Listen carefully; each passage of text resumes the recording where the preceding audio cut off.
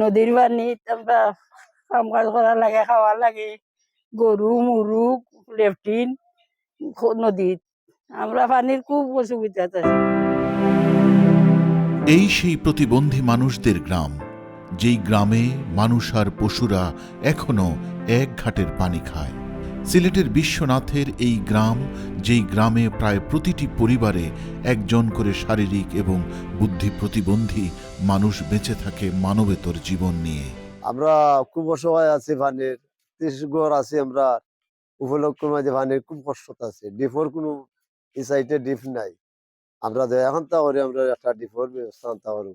15-20টা করে পানি লাগিয়ে আমরা হাহাকার করতেছি, কিন্তু ভালো পানি আমরা পাই নাই। দয়া করে যদি আপনারা মাধ্যমে আমরা পাই, মনে হয় হজের সওয়াব হবে। একটু বিশুদ্ধ পানির অভাবে দূষিত পানি পান করে চিকিৎসাহীনভাবে কতটা অসহায়, কতটা অবহেলায় তাদের করুণ মৃত্যুর খবরও কেউ রাখে না। আমরা খুব পানির সংকটে আছি। নদীর পানি আমরা ও মুহূর্তে ব্যবহার করা লাগে, ব্যবহার করে আমরা খাওয়ার লাগে, কোনো কোনো সময়ে বেমার আজারে দেখা দেয় আমরা নদীর পানি ব্যবহার করতে।